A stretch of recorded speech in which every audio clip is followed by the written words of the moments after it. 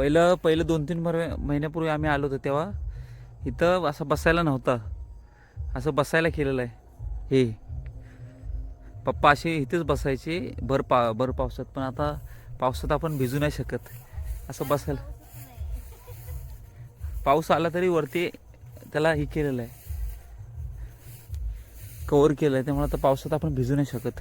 मस्त साईडला झाडं पण आहेत आणि